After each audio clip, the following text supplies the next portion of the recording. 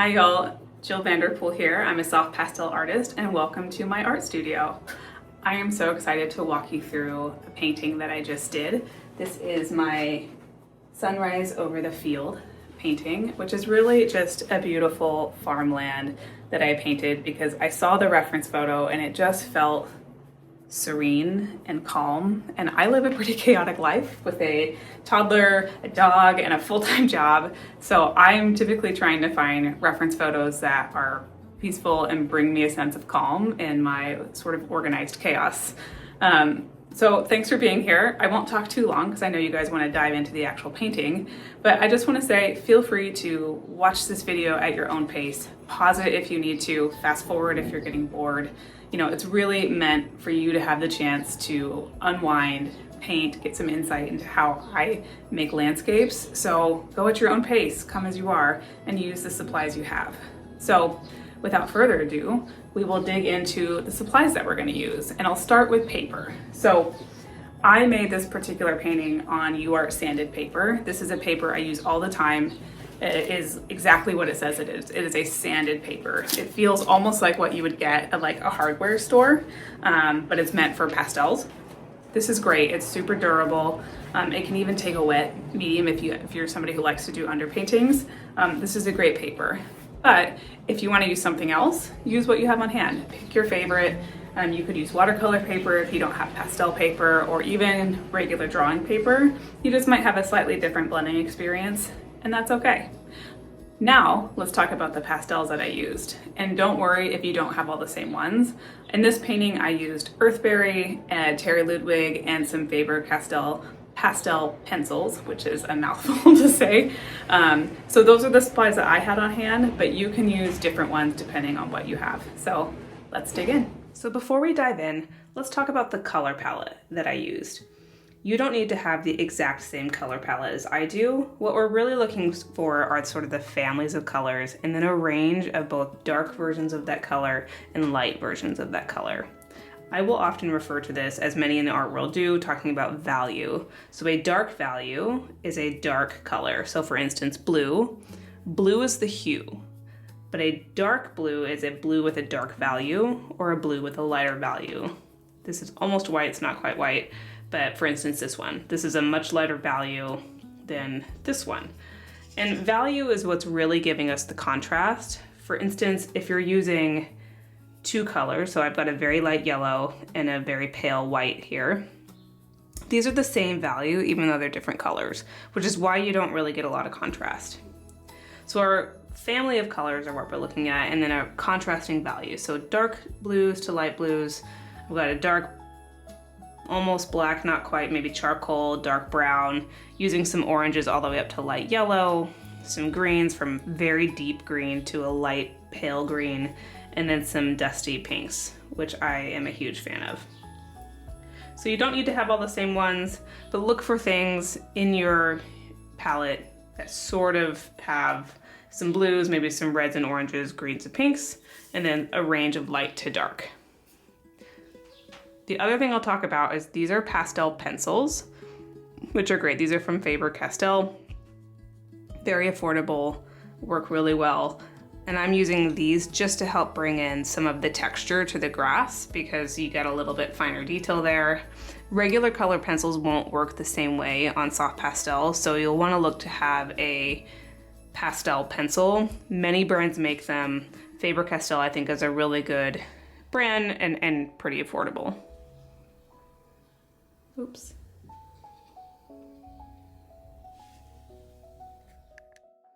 Okay, so here's the reference photo, full size. You can see we've got a beautiful gradient in the sky. The light source is on the left, and we've got sort of this darker blue in the upper right corner. That's the gradient that we're going to be creating today. And then we see our field is full of these sort of beautiful reddish burnt oranges. And there's a lot of drama coming in from wherever the farm equipment or whatever has driven through this field here. These shadows are what are going to kind of help bring this to life and make this feel really dramatic. So I thought I would share this. This is from Unsplash. This is a free reference photo, and I'll link it in the description below. So the first thing that you'll notice on the page, even before I've started painting with the pastel, is that I've drawn a horizon line.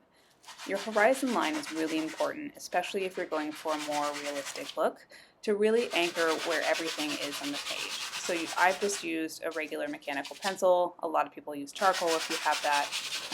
That's really the first thing that I did. And now what I'm doing is layering in the gradient of my sky. I'm using the flat edge of my earthberry pastel here, but if you don't have rectangular pastels, that's totally fine. So I'm putting in a little bit of a greenish color because this will help transition nicely as we get closer to the horizon line and the reference becomes a little bit more greenish, yellowish, and reddish. And then I'm adding in, obviously you see my pink, and then sort of this dusty coral color, which I love. This is an earthberry pastel. Some of the other ones I'm using here are Terry Ludwig. So I'm just getting enough pigment on the page before I start to blend. I tend to blend in a circular motion for the first part. I'll speed through a little bit here, you can see, just to sort of blend these pigments together. So I'm going to keep blending here. I'm blending from my lighter colors down to my darker colors. For the most part, I use a circular motion, although I will eventually transition to sort of swiping across the page like you see here, because I'm just directing the pigment where I want it to go. Between each swipe, I'm wiping off my hand on a dry face cloth. This just gets some of the excess pigment off and prevents, contaminating those lighter values with the really dark value. I don't want to get sort of that dark blue into my yellow. So I'm just wiping my hand off each time to keep my blending as clean as possible before going back in and filling in with additional colors. So I've added in a little bit more of that very pale yellow, blending that in, really just looking to get a smooth gradient from my dark blue to my lighter values down towards the horizon line. It takes a little bit of extra work, especially when you're getting sort of these peaches into the yellow, to blend that out, because I don't want it to be a hard line. So it does take a little while to blend it, but don't give up, you'll get there. It just takes a little bit of time. So coming back in with a little bit more pigment, adding a little bit more of that lighter value, because I want to have a good contrast between that darker blue up in the sky to the colors down at the horizon line, because the sun is just coming up. So on the left side is where the sun is coming up, and as you get further to the right and higher up, the sun is further away, so the colors are darker. Just continuing to blend, cleaning my hands between each time.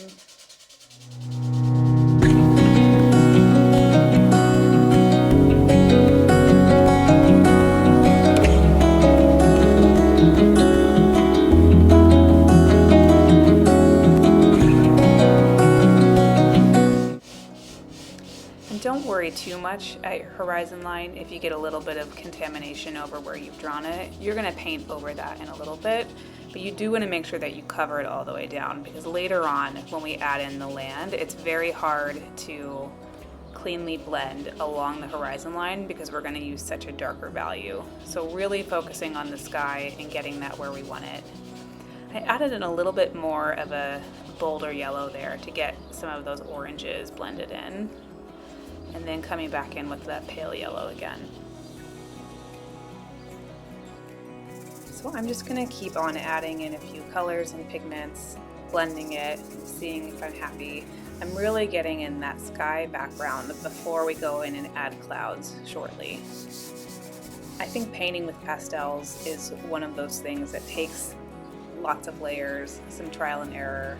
So if it takes you a minute to do this part, that's totally normal. Sometimes it takes me a while. So just keep blending, just keep going, and see where it takes you. I clearly wanted that sky to be a little bit brighter, so I added in sort of a light blue, so we'll blend that in. Don't be afraid of contrast. I think that's one of the things that I see people sometimes missing when they're painting landscapes. They're afraid a color might be too light or too dark. Don't be afraid of contrast. Contrast is what really brings the drama to a landscape. So that's okay if you feel like you're using a really dark color. That might be great, actually. So adding in a little bit more of a medium blue here.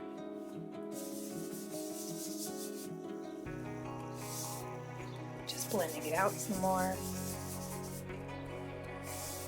And I think I am happy with that.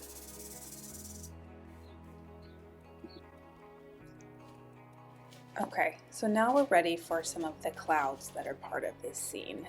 So I'm using a muted purple here because that's very similar to what's in my reference photo. So I'm just lightly adding it in. I'm blending as I go because I don't want super hard lines here.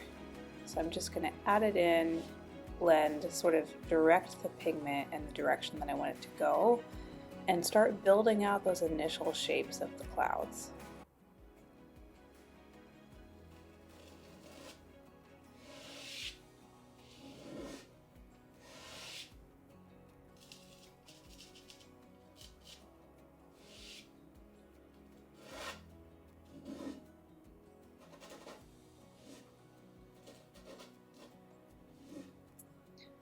I want to make sure I get enough pigment. You saw me going over this sort of one spot a few times. I don't always like to go in super hard with pigment at the beginning because I want to make sure I don't overdo it. So sometimes I'm coming in with lots of layers, blending, and seeing how much more I may or may not need to add.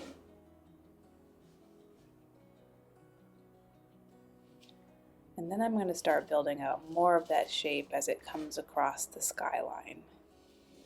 Still blending, still cleaning my fingers as I go because I don't want to contaminate with colors that I might accidentally have on my fingers. So just wiping them off with a dry rag as I go. Bringing in those clouds across the horizon.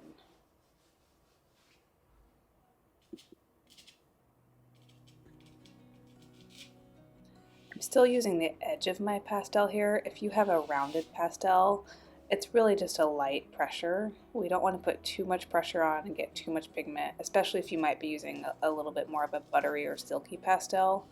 The earthberry pastels are pretty dry, I find, which can be great in this case. But just a little bit of pressure, just putting a little bit of pigment on, making sure we're not overdoing it.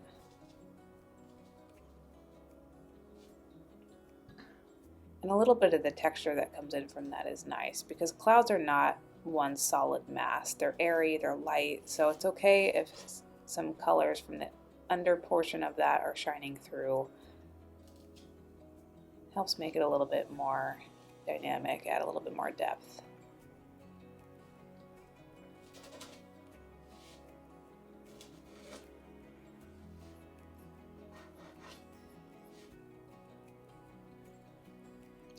Okay, so now I'm over on the left side. Because I'm closer to where the sun really is, I've switched from my muted purple really more to sort of a darker coral red, because while the clouds are still clouds, they're being backlit by a light source that's just a little bit warmer. So here I was using that kind of corally pink.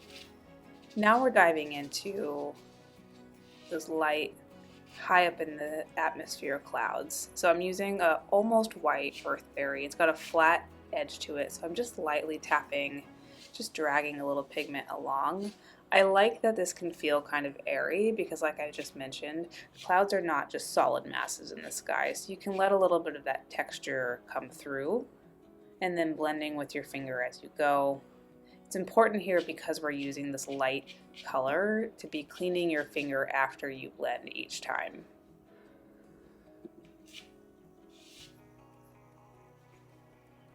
So just sort of wisping in these whimsical clouds.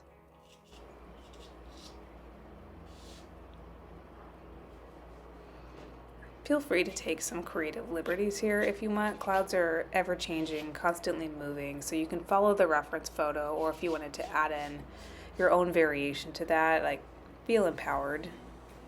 It's your piece, and that's where some of the fun comes in. So just adding a few more wispy light clouds. Not using a ton of pressure, I'm just sort of lightly guiding pigment onto the page.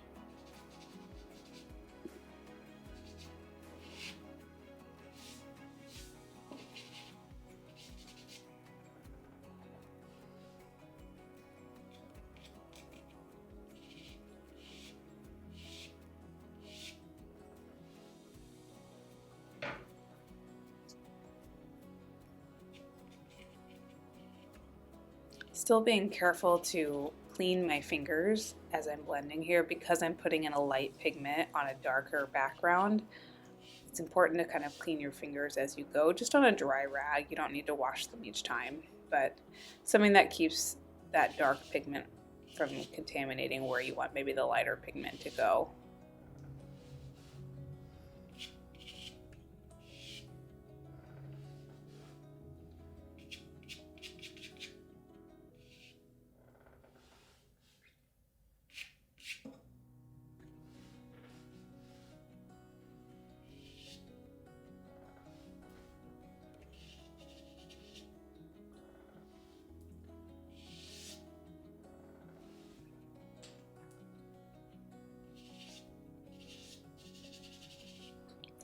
So I'm doing a little bit more blending here on a few of these clouds. These are cirrus clouds. I even looked it up. The clouds that sit really high up in the atmosphere. I like to blend some of them so that you get the appearance of some being further away than others. Use your creative judgment here. You know, there's so many variations of what these clouds can look like in the sky, but I just like to have a few of them blended out.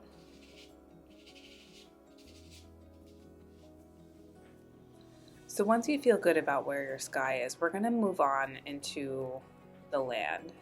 So I usually start right back at the horizon line. So I've got this really deep brown. This is a Terry Ludwig. Terry Ludwig does just such a wonderful job with their deep colors.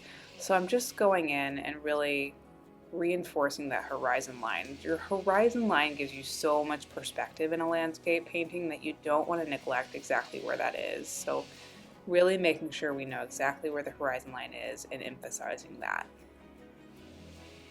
And then just blending that out, because this is really going to be more of my, hills in the background as you look at the reference photo. But I do always like to be very mindful of this line.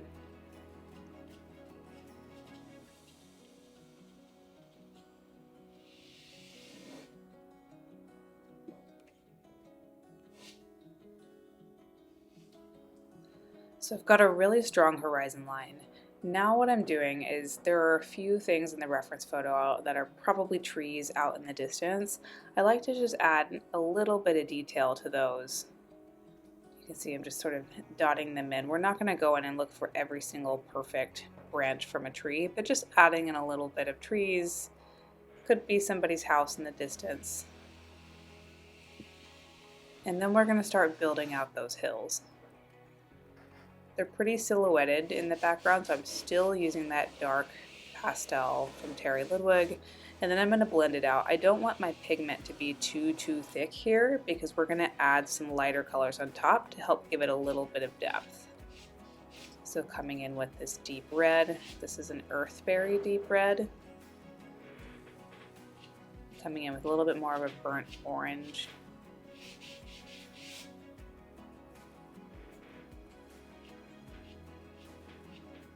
We're not adding a ton of detail, just giving our eyes something a little bit more visually interesting to look at in the background. And I like to blend it out. This is something that's far away, so it's okay if it's a little bit ambiguous in your painting.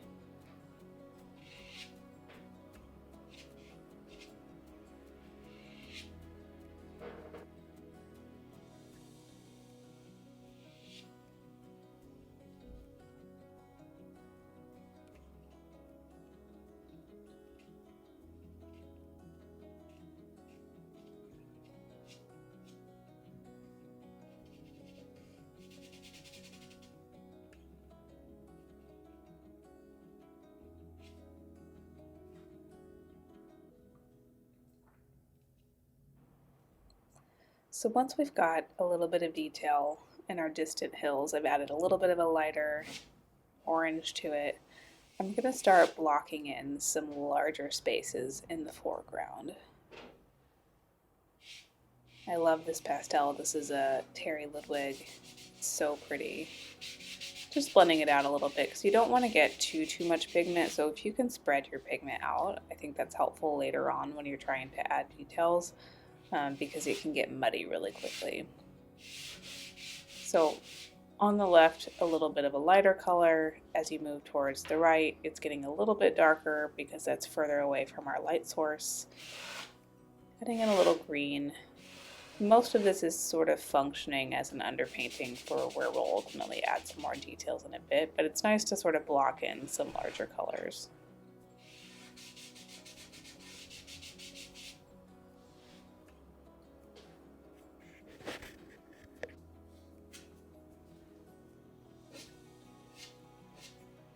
So this is actually a Mount Vision pastel, which I don't think I had laid out at the beginning. It's a hair of a darker olivey green than what I had. These are great pastels. These are rounder pastels. It's a New York-based company. This is a great brand.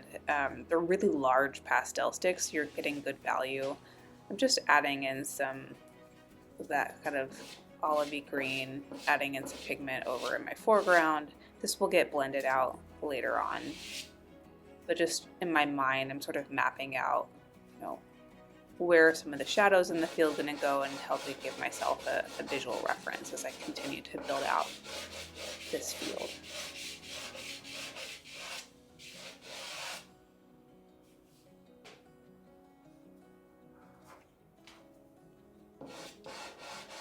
I would say Mount Vision, if you were kind of on a scale of more silky, buttery pastels to almost a hard pastel, these are somewhere in the middle. They're not super silky, but they're very blendable, so it's a great product. So really going in now and just blending out some of this field. I don't like when my first layer gets to be too thick, so I try to get some pigment on the page and then sort of blend it out. Again, we're going to go back in with some details in a little bit, but just spreading out some of this pigment.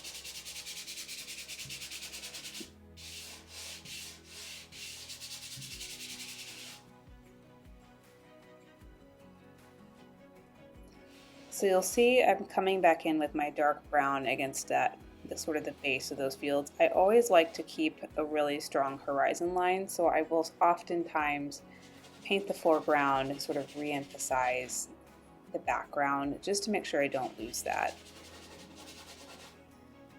Now my reference photo is pretty dark in the front. I think as I was painting this, sort of realized I needed to bring in that darker value. So I've got my dark brown. It's the same dark brown as I had in the mountains behind or the hills behind. Just gonna bring this in. We're gonna blend it out. Just getting sort of the building blocks of what that foreground's gonna look like.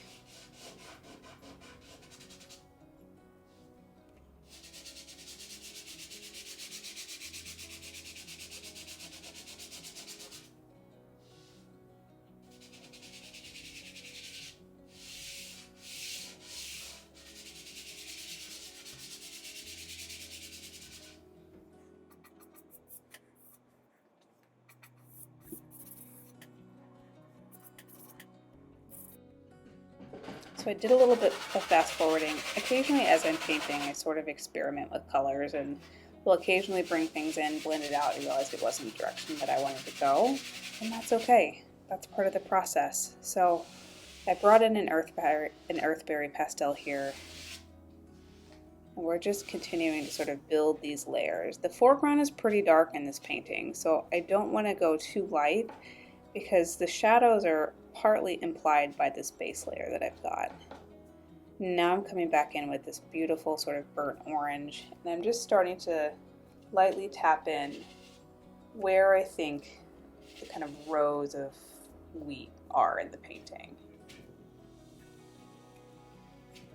Using the edge, not using a ton of pressure, just sort of dropping pigment in. And this doesn't need to be exact yet. We're going to have lots of bringing in darker colors to refine where those shadows are, where those rows are, or really just sort of adding in the layers, building in, adding in more layers. It's very much experimentation, so if you feel like yours isn't looking the way you want it to, don't panic. That's part of the process.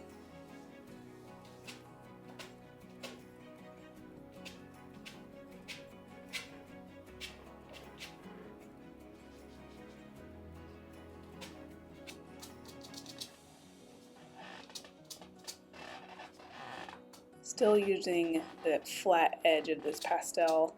If you're using a round pastel, it's sort of the same motion. You just sort of, tap it onto the page, drag it up or down, but don't use too much pressure. Sometimes having a little bit of air in your pressure allows for that interesting texture. And that texture is really what's sort of creating the feel of grass for us.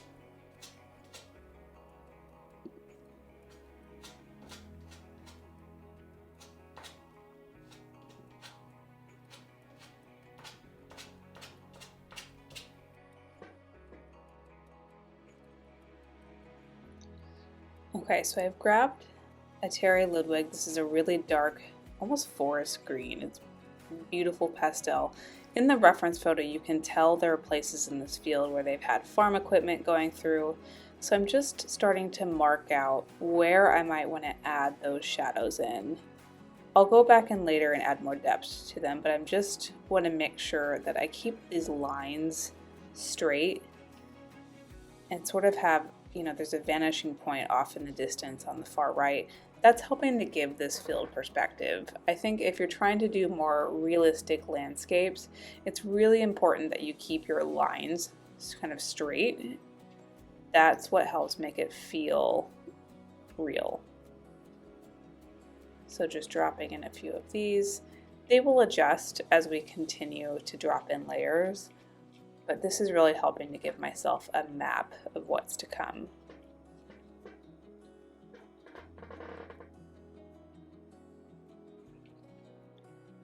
The nice thing about these Terry Ludwig pastels is you really don't have to put any pressure. You can literally just tap them on the page and it will drop some pigment for you. It's really nice.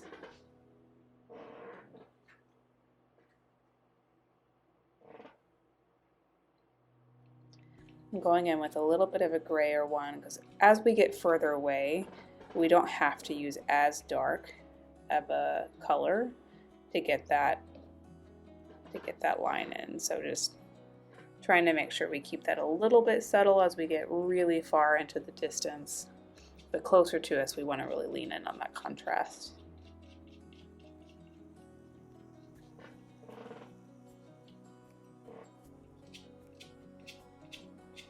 Once we feel good about those lines, you'll see I'll come in and I'll start adding in a little bit more. Still very light in our pressure, sort of tapping and dragging upwards lightly. Give us that texture of grass or wheat, depending on what you want your field to be.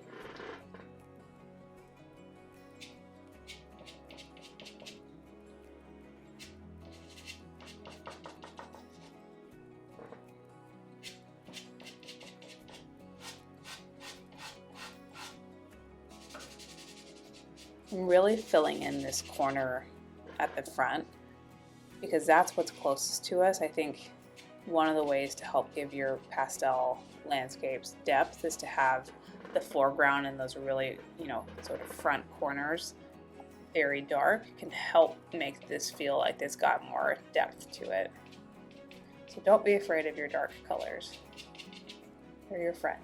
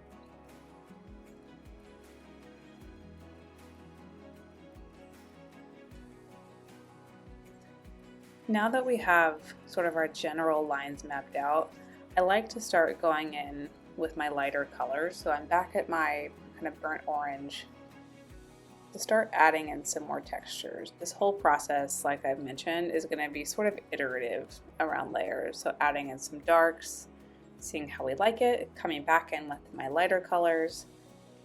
That really helps you kind of control where your light source is and how it's interacting with what's in the scene.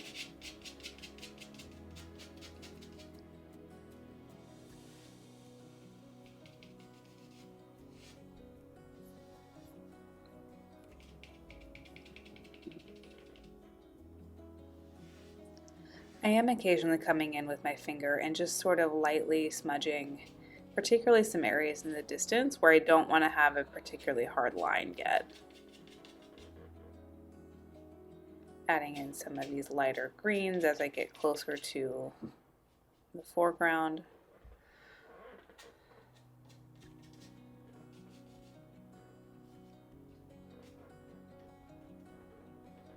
Sometimes I'm just setting down this rectangular pastel flat onto the page and just moving it slightly. It can make a really nice texture that feels really natural for this type of field.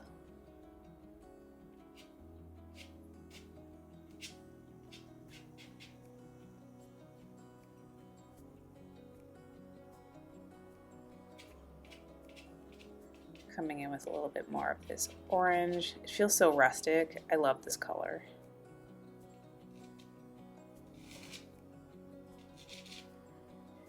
Now I'm coming in, there's sort of clearly a spot in this field where someone has driven through, so I want to bring in those tracks because I think it gives it a really nice feel. It reminds me of my parents used to drive when we go skiing as kids. I grew up in North Texas and we would drive to Colorado. And you would always drive through Kansas and have these wide open fields, and this is what that reminds me of.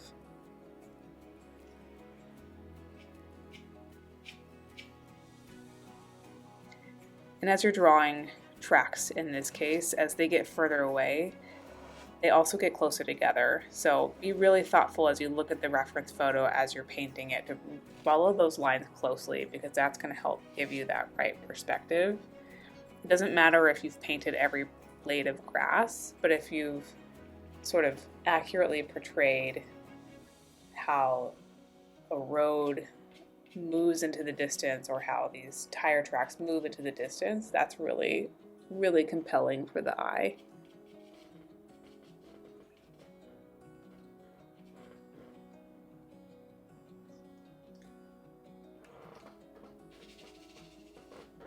And occasionally, like you see, I don't always like what I did, so sometimes I just blend it out and go over it again.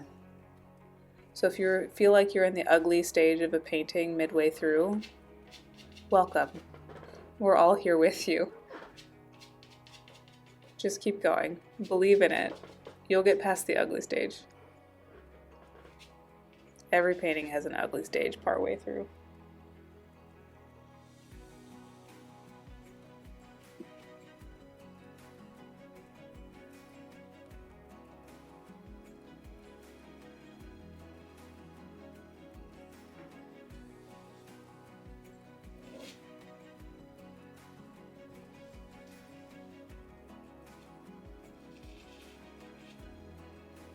I'm coming in here with a little bit of a lighter value to that burnt orange.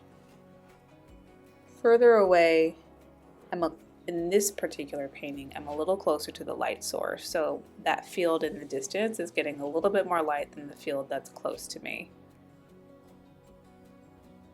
That's just helping to give it that depth and always paying attention to where our light source is.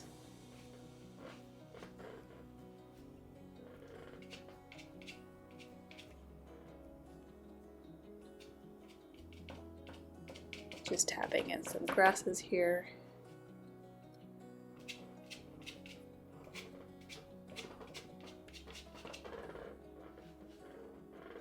And I'm cleaning off the pastel. You see each time it comes off frame, I'm actually wiping off the edge of it on that dry rag. If you're not cleaning your pastels as you go, and sometimes it's intentional, but in this case it can start to get a little bit muddy. So cleaning it off, just wiping, like one quick swipe to get off some excess pigment that was already on the page, can be really helpful as you continue to build these layers.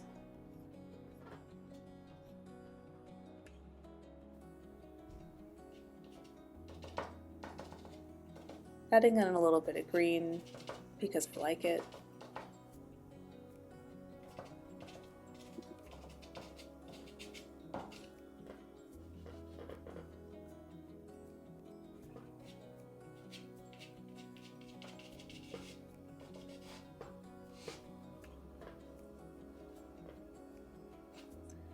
I'm adding in a little bit of a forest green here as an alternative to my dark brown.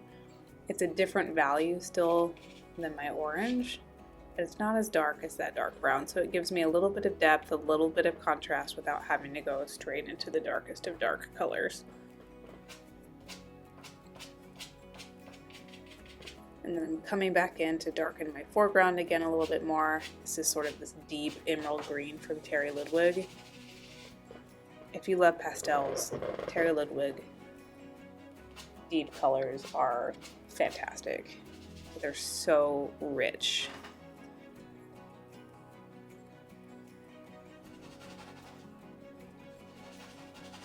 So I'm really just emphasizing where we're going to have shadows. We'll come back in a little bit with some pastel pencils to add in a little bit of detail. Oops. But it's important to have a good sense of where these shadows are, because they're really helping to direct where you want somebody's eye to go. Pulling in my first pastel pencil here. This is the Faber-Castell Hit Pastel Pencil. It's a mouthful to say, but it's a great product. This is a very, I think, affordable pastel. I'm coming in, I'm adding in some just strokes, and I tend to blend out the very bottom of it a little bit so that I'm not getting really hard lines from the pastel pencil. You can see I'm just sort of tapping. I don't want to blend it out completely, but just sort of softening the bottom edge of that. Now I'm not going to add in every single stroke because we're sort of implying what we want people to see. That's enough. Our eyes will fill in a lot of the detail for us, but we want to give people enough detail that sort of suggests the broader picture to them. So this is sort of a medium brown. I've got one that's sort of in that burnt orange.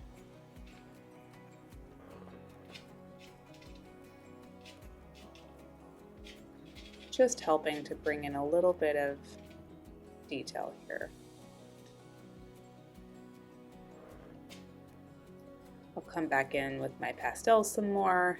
And like this whole process has been, we're going to go back and forth between pastels, pastel pencil, until we feel happy with it. You can do this as many times as you need. If you're using a pastel paper, it can hold a lot of layers, so don't be afraid. And if you feel like you've gotten too many layers, it's not responding, it's getting muddy, take a dry paintbrush. I literally use one from my son's like Crayola paint kit, and I just dust it off. Clean up the dust carefully because the dust is not great for you. Mine just falls on the edge. I wipe it off with a baby wipe, and then just try again. This paper is very forgiving. Don't feel bad if you have to do that. I do that almost once every single painting. I think I got lucky this time that I didn't have to do it.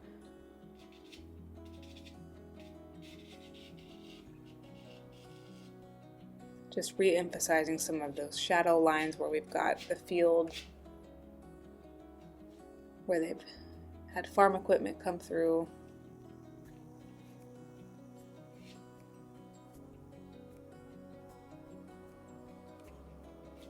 It's normal if you've painted in sort of your, in this case, the tracks from where maybe a tractor went through, and you have to do it again after a little while. Don't feel bad.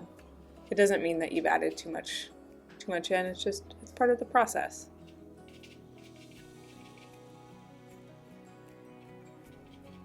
Also, if you're ever unsure, sometimes I actually just pause a painting and come back the next day and look at it with fresh eyes. It's amazing what that will do for you.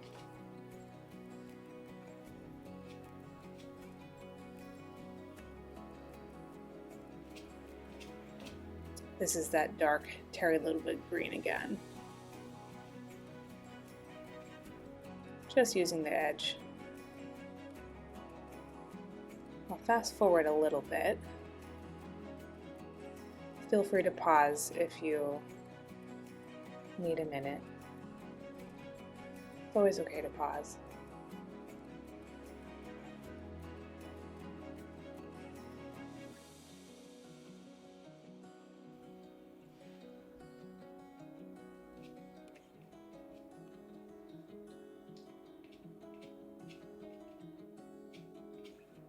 Back again with that lighter value. This color is really used to emphasize sort of the blades of wheat or blades of grass right where the sun is hitting it. My lightest color is really, imagine the sun hitting it, backlit.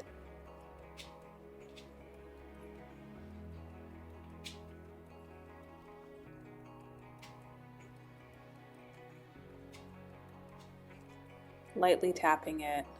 I love using the edge of this pastel. This is why I love rectangular pastels. It's such a nice way to get detail.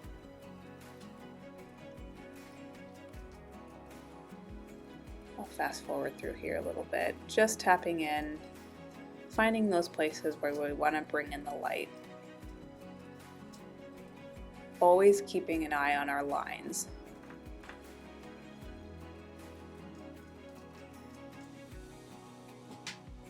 If you're ever unsure, also feel free to grab a ruler. Having a straight line in a painting like this is really important, so don't feel bad if you need to grab a ruler, a piece of glassine paper, and just draw that in for yourself.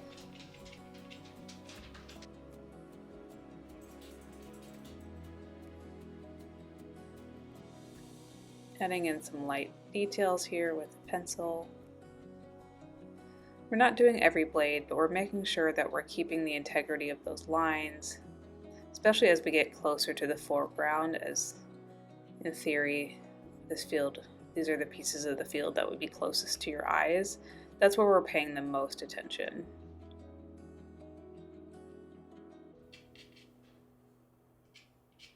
It helps me eliminate some of the harder lines left over from my dark pastels. You can see me going in on those shadows there. I'm even cleaning off this pastel pencil as I go because it will collect a little bit of pigment that was on the page. So just lightly rubbing it against that dry rag just to get off a little bit of that pigment will help keep that clean and help keep it from getting too muddy.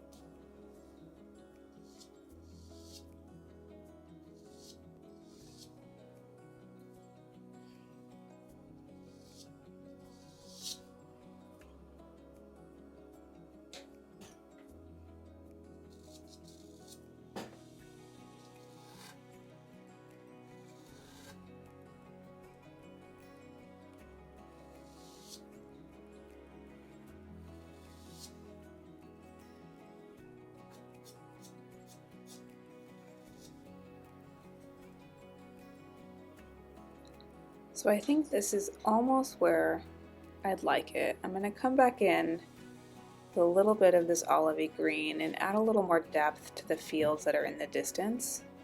This is optional. Do what feels right and based on how you are interpreting the reference photo. I'm just sort of tapping in this lighter color. Just felt nice to me. And then the last thing we always want to do when we're painting is we want to sign our work. So I'm using that same pastel pencil. I just sign with my initials. If it's a big enough piece, I'll use my full name.